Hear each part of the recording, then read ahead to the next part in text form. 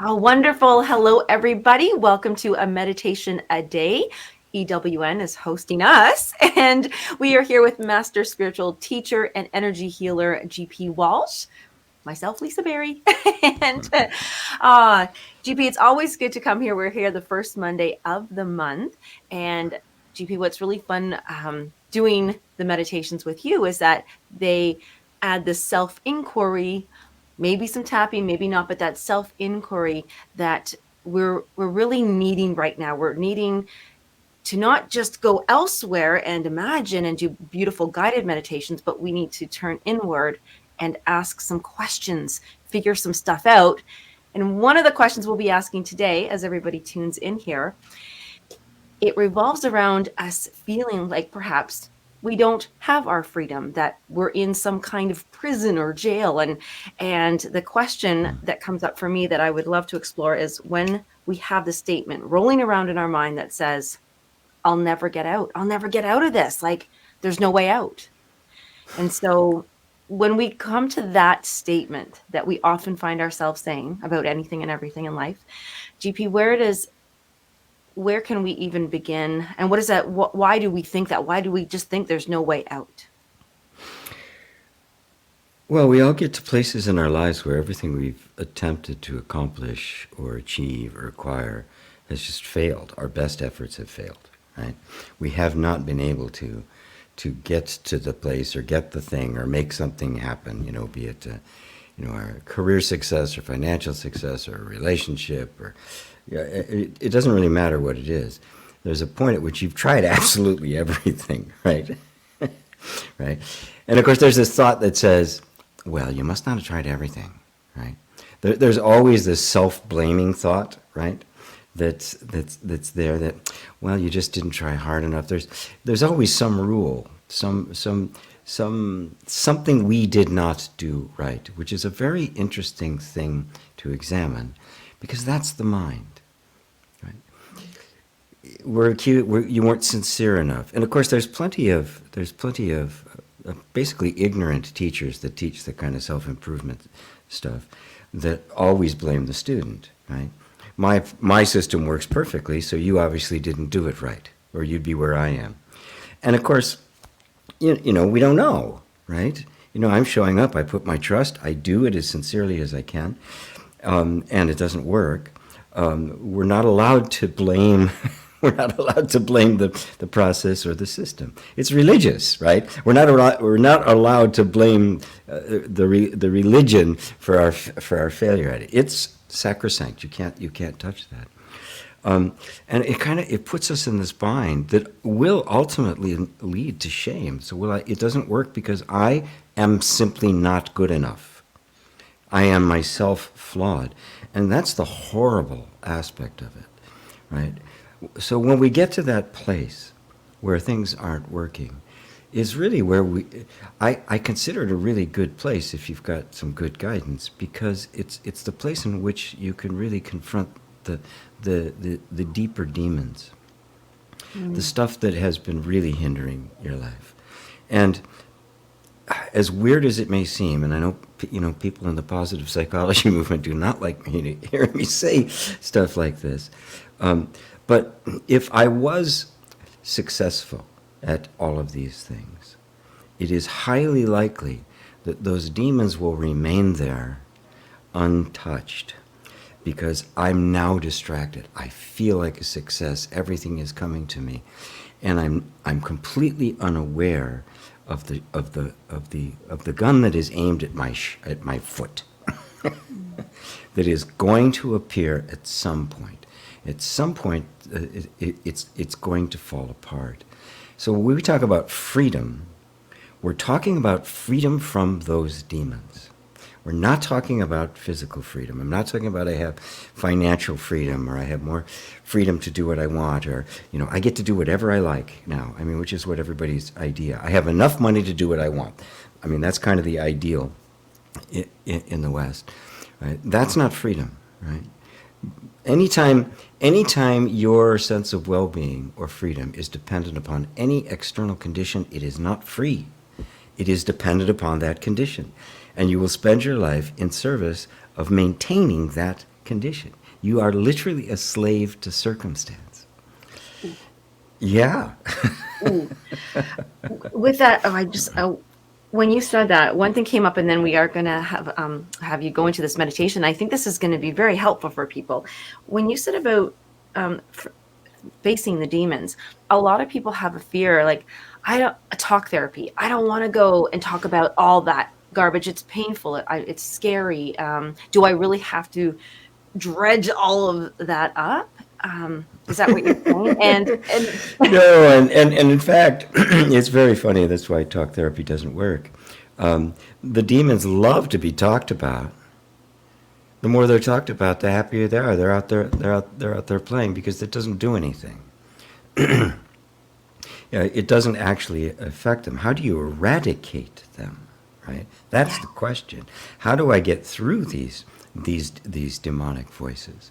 Because it's legendary. You know, people are in 10 years of therapy. They know every aspect of everything that ever happened, every trauma, every circumstance, and yet their life is still a mess. They haven't gotten anywhere. Because all you've done is talk about it.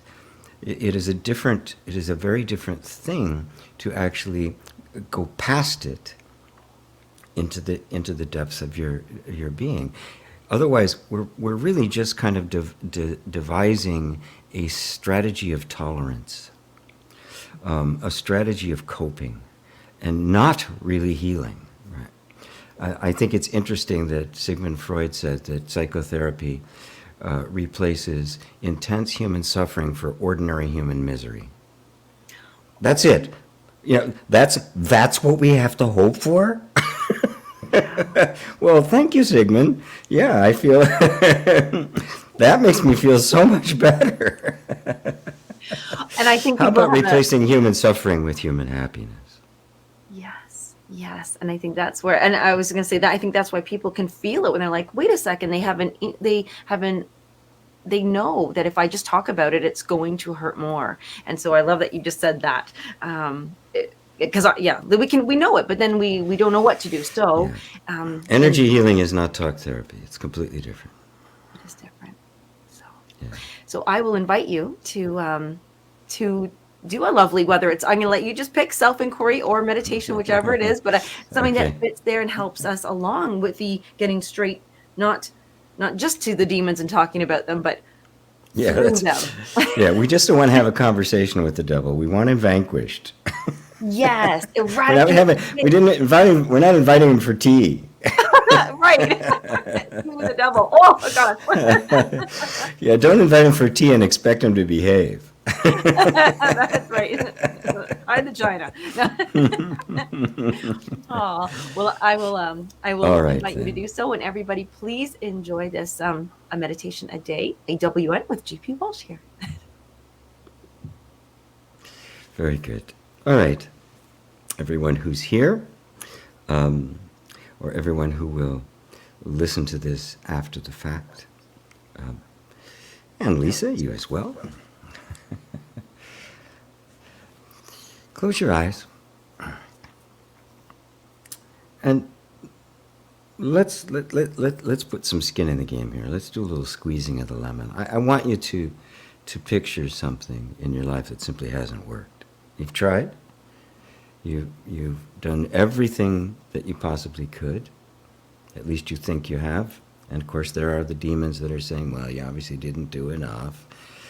And if there's a lot of demon voices, that's the right thing to pick for this meditation, this exercise really. And I just want you to bring it to mind. This thing you really attempted, something to acquire or accomplish, right? Something you may even really have needed and you've been going without. And it just hasn't happened. And I want you to let yourself feel that. Just feel it. Feel the frustration of it, the disappointment, the sadness, the grief, the longing. Give yourself permission to fully feel all of the dynamics that go along with this this desire you have, and feel the intensity of the desire, the difference it would have made in your life had it been achieved. Feel that which appears to be missing.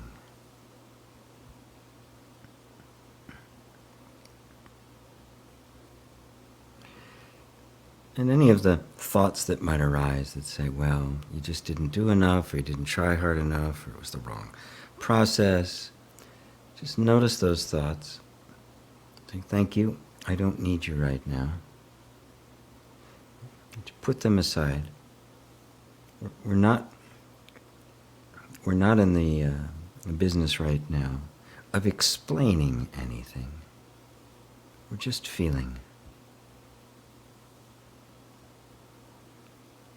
Just feeling what it's like to have a deep desire and have it be unfulfilled. So no sour grapes, no reframing, no cute phrases about, one door closing, another one opening. Because we all know that really doesn't help.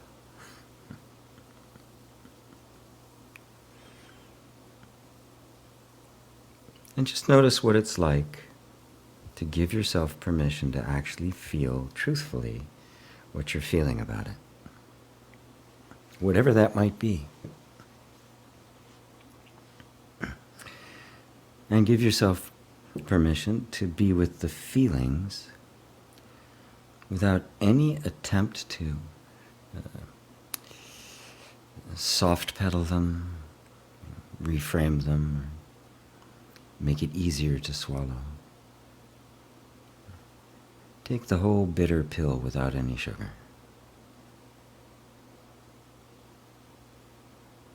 And notice that you can.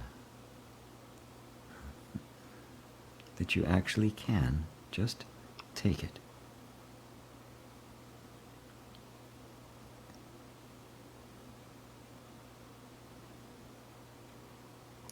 Now, in the midst of this feeling, of all these feelings, let's pose this question inside. What if none of this was your fault?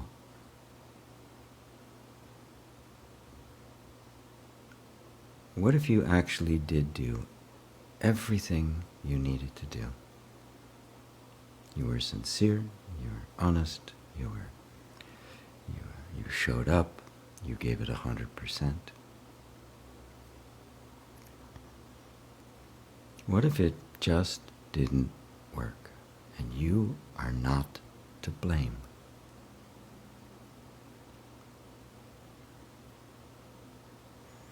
What if some things are just outside of our control? Notice what that feels like.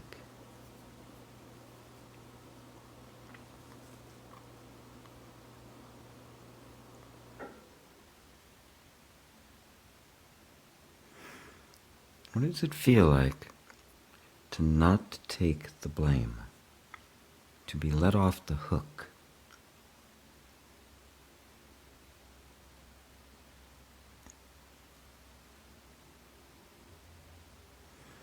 And notice how we don't ever want to consider that. That somehow we always want to take the blame.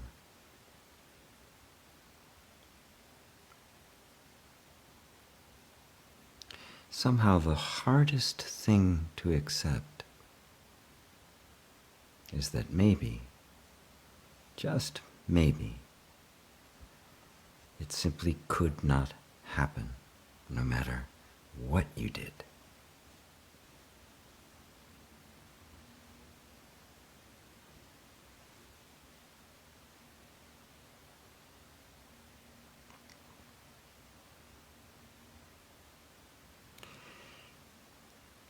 And now, setting aside all of the feelings of disappointment and and discouragement and frustration. Just noticing them. Put your attention on that original desire that made you walk towards that goal in the first place.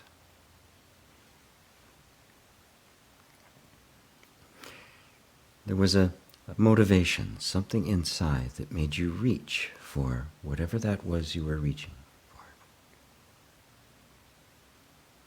Now, is that desire for whatever the object might have been, is it still there?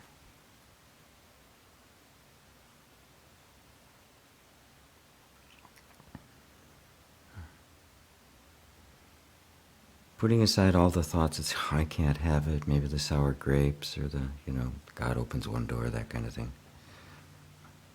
And just the desire, that original desire that turned your attention and started your energy moving in that direction. See if you can just feel that. And see if it's still there.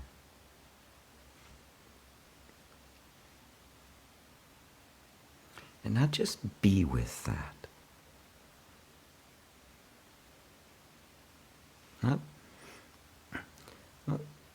The mind will immediately start, well, how do I make that happen? Oh, I've tried so many times, I'm really discouraged. Just set all of those thoughts aside. Because if the desire wasn't there, those thoughts couldn't have arisen. They're secondary.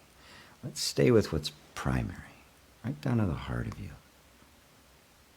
Something inside of you is reaching for something.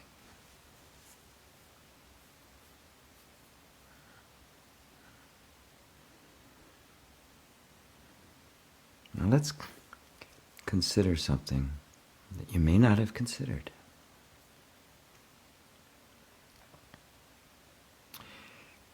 What if that desire that is reaching for something is reaching for something that's inside of you and not outside of you?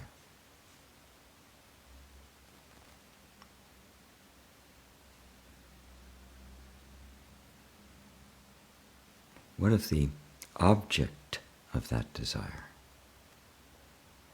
is actually in you?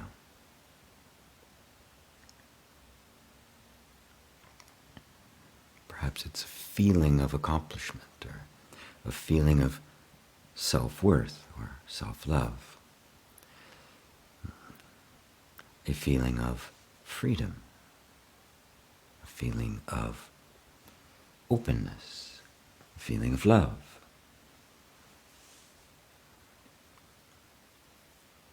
Aren't those all within you?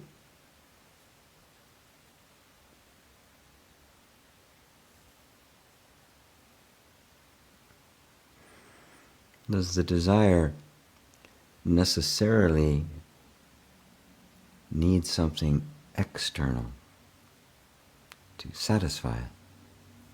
It's just a question. I'm not asserting anything. This kind of self-inquiry is very, very honoring. Discover for yourself.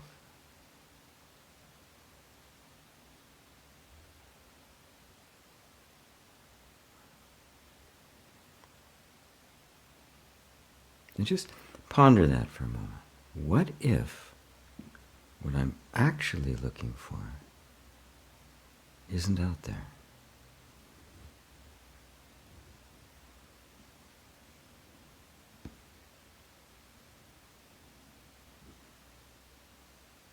It's not to say that that nothing is out there. I'm not being an extremist here.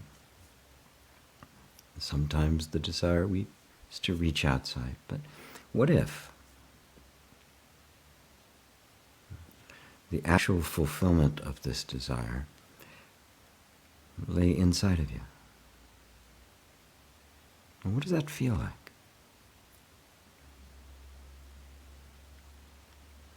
And notice how the the nature of the search changes.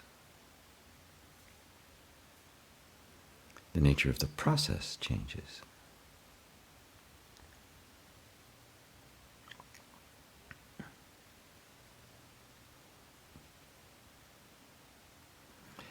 Just and then just ask that question of yourself. Ask it just kind of like you're speaking down into this empty space inside of you.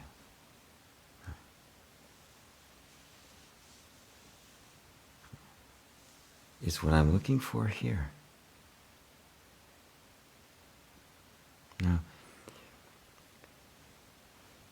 this is a subtle place because this is a place in which the mind will want to give you an answer.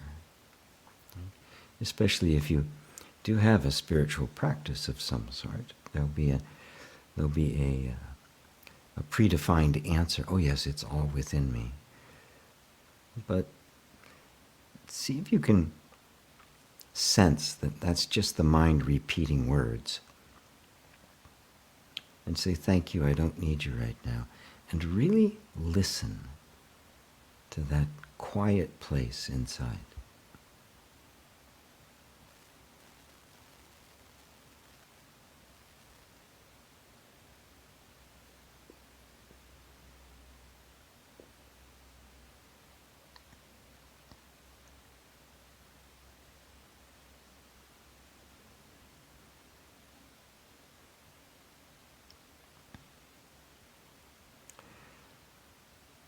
Now you may just feel different kind of energy inside of you, different kinds of sensations or feelings. You may get images popping into your mind, or it may just be very, very quiet. Don't be so concerned about a concrete answer, because the magic is in the question. Magic is in the direction in which desire has pointed our attention.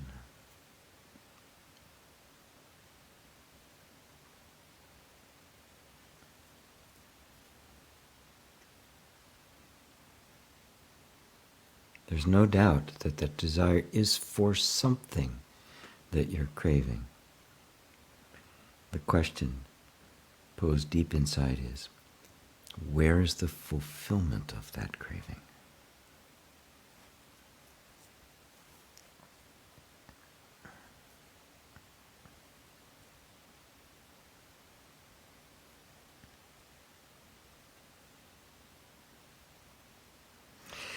And as we get ready to come back from the meditation, which is kind of a meditation combined with inquiry,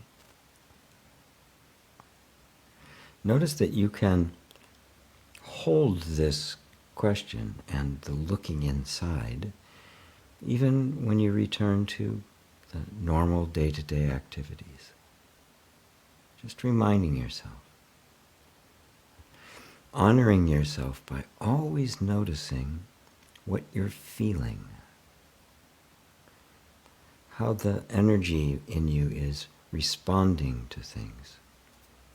And our willingness to listen to it attentively.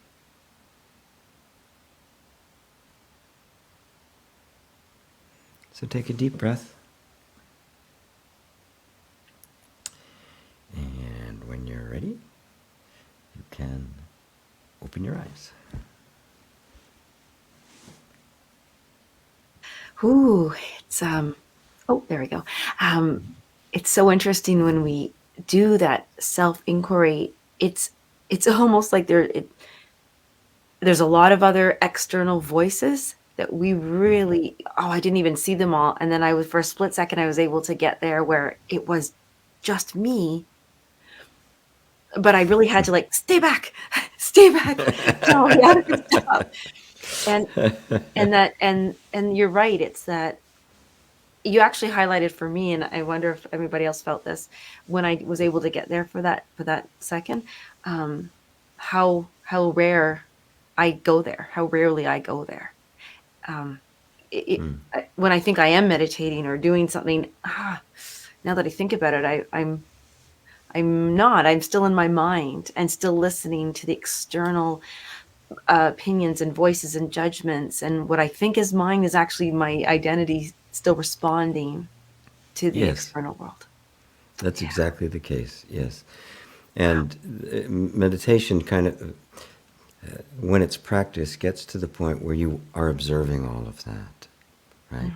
Mhm. The process of maturing in meditation is disengaging from that. And when you first start, you find that you're completely embroiled in it. Every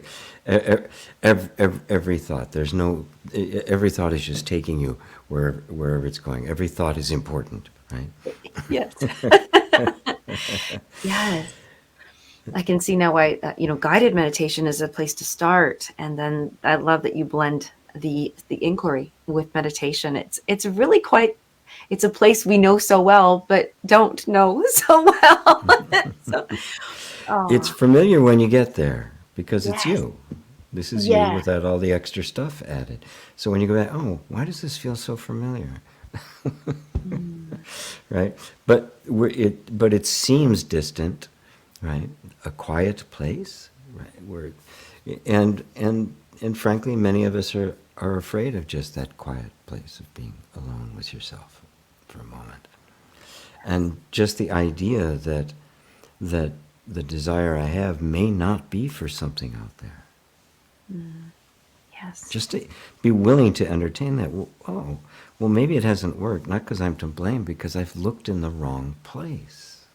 Mm, yes. Yes. I was able to go, let's just pick something here. It doesn't really, like you mentioned about financial freedom, right? That's what we think. Mm-hmm. And then if we kind of say, if you don't listen to anybody else, it's so funny. Like, say we think we want the feeling of accomplishment. Say that's the thing. We think accomplishment, success. But then when we go inward and to say, well, do I have that in me? Where is that? And then it really does it then when we if we can find it, if it was in me, that feeling of accomplishment, how do I know? How do I prove it? Then it takes you right back. Externally I've been trying to validate it. Externally I've been trying to defend or prove it or get it.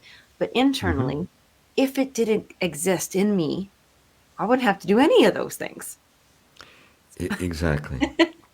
Yeah, you wouldn't. You wouldn't have to be running around chasing it. Right? It's it's a 180-degree shift because you move from attempting to acquire happiness to everyday life being about expressing it. Yes. It's that simple. It And goes from trying to get accomplishment to simply manifesting accomplishment, expressing your. And I don't even like the word manifesting because it's been so distorted yeah. by by things. Because if what I'm really after is the freedom, right? The freedom of accomplishment, right? Which is, it would have to be some kind of an internal state. And if it's really going to be free, it has to be available to me without any submitting to any particular external conditions. Because if I do have to have these conditions, then I am dependent on them. Then I am not free. Mm. I am bound to those conditions, and I am bound to serve those conditions. And I am not free. That was so beautifully said. The conditions. And I think a lot of people in the beginning, when I asked that question of, I'll never get out of this.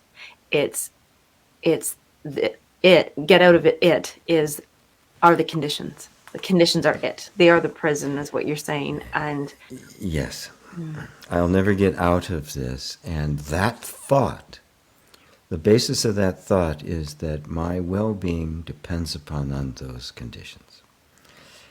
And so I will never get out of this because I'm dependent on these conditions, but I can't control them. That's the double bind. You are stuck. That's hell. There's no way out. And it's true. There is no way out until you say, wait a minute, am I dependent on those for my freedom? So ultimately, you see, it is the mind that makes the prison, not the conditions. Right. Oh, yes. Yes, actually, just take me there. Because, and how many times has anyone thought they had to be in a situation, stay in this job for this, or a relationship, or a thing, like a situation, and then as soon as our mind can just let it go and say that I can't do it anymore. I can't rely on these conditions. I just I can't serve these conditions any longer. And then, whew, it just dissolves. And you think, well, Yes. gosh, why was it so steadily and sturdily in place before, like wrought Yes. iron? And then me just releasing it just went, poof, vanished. Yes. So, Just vanished, yeah, because it was in the mind. yeah. You aren't really bound to conditions. You believe yourself to be. And so it is that belief that is the source of bondage, not the conditions. It's never the conditions. It is always the mind. Yes. Yes. And that's how we And can that's all look at why the opportunity for freedom is always immediately available. like that. Everybody, hang on to that one. The opportunity for freedom is always available. I'm just Immediately going to available. immediately available. Yes. We don't need Yes. certain timelines, No. and because that's a No. condition Right now.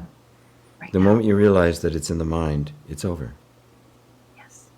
Oh, What do you have to do? There's nothing to do now. You've seen it. Once the ignorance has been replaced by knowledge, the ignorance is gone.